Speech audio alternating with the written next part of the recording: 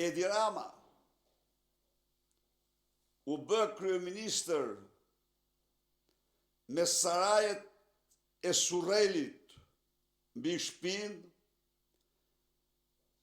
saraje me gjatësi themelësh 57 metra, 2 herë më të gjata se vila e ish diktatorit Hoxha, të ndërtuara me materiale të super kushtueshme.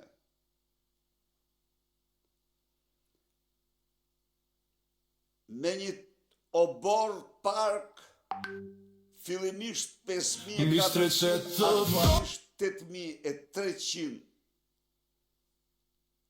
metër katror, me ullish shekullor të shkullur në ullishtet e vendit dhe të implantuar në kopshtin e narkosultanit të Surrelit. Erdhin pushtet me pallatin në Paj, të ndërtuar nga kompania e vllaut të komandantit Gardës, Gramosako. Pallat i ndërtuar në sheshin e pallateve, me leje të kundërligjshme, totalisht të kundërligjshme. Por, mbi të gjitha, nga 5 kate mbi tokë të hynën tokë, për pallatin në Paj nuk ekziston, nga familja Rama,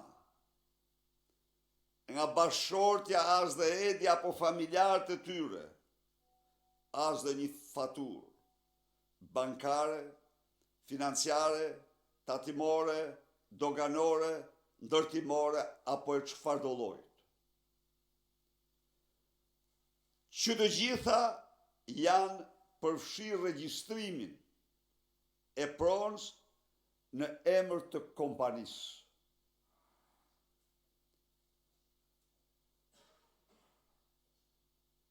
Zonja Rama deklaroi se pallati është ndërtuar me para gjaku, duke implikuar thellë vllaun e vet,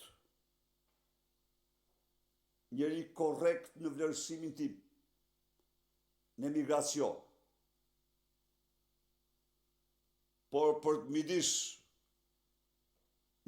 burrit, korrupsionit të burrit dhe të vllaut, janë gjeshi vllaut. Pallati tha është i ndërtuar me para gjaku, se që janë parat e gjakut e kanë të qartë shqiptarët. Nuk është e vërtet.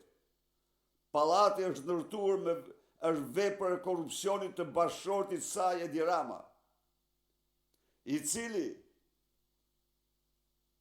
e ka shpërblye me dhjetra tendera kompanin që ka ndërtuar pallatin në Paj dhe kompanin që ka ndërtuar sarajet e Surrelit.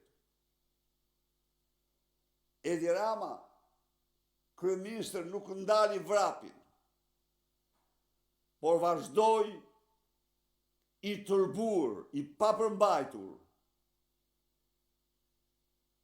duke plaçkitur pasuritë publike dhe fondet publike të shqiptarëve.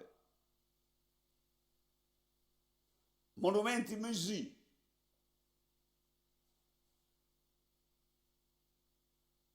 ishte afera e djegësve. Djegësi i Tiranës me firmën e tij 130 milion euro dhe nuk ekziston një tull.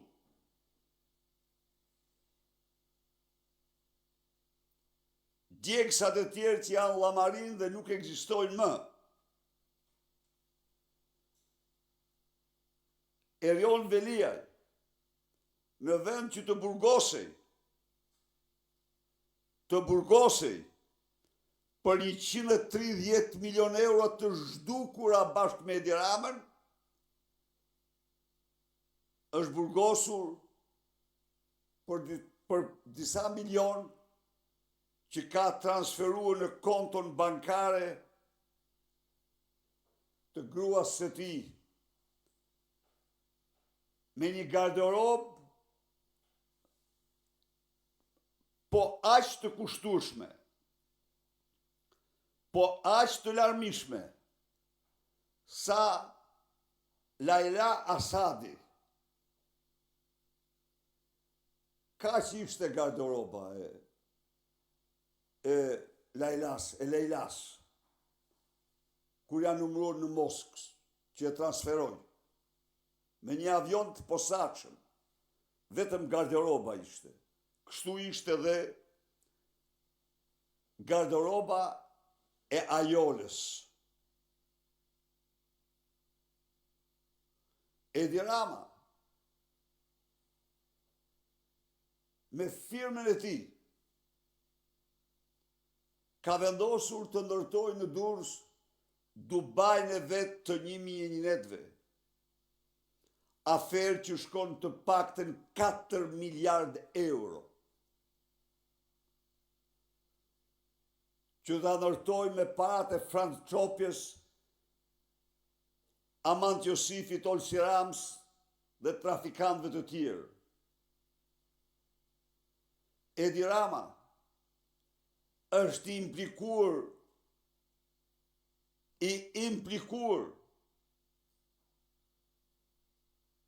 kokë e këmbë me ndërtim në portin të ri Porto Romano nga kompani ruse.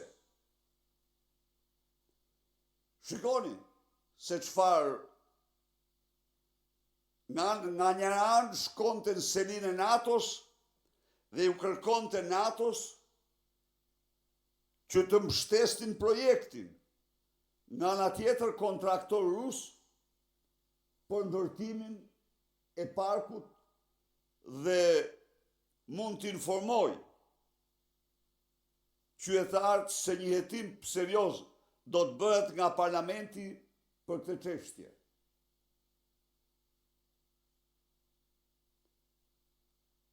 Në dosjen Balluku, nga 6500 mesazhe, 3800 janë të Edi Ramës. Në një aspekt, Balluku është thjesht një shërbëtor e tij, mirë t'i bëhet.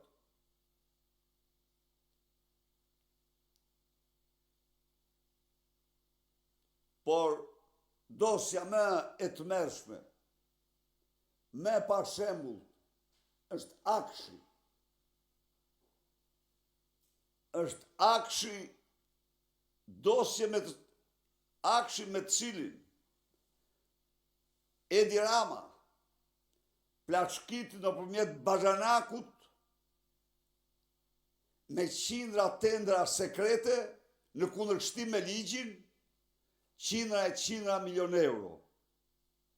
Jo vetëm kaq, por aty me Ergys Agasin, mirëlindën e Akshit, plaçkitën të dhënat personale të gjithë shqiptarëve. Vunë në kontroll cilin do shqiptar dhe të huaj që dëshonin.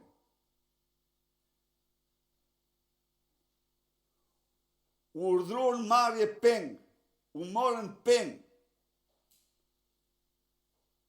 u emëruan dhe u shkarkuan ministra që të gjitha në përputhje me interesat kriminale Rama Agasi.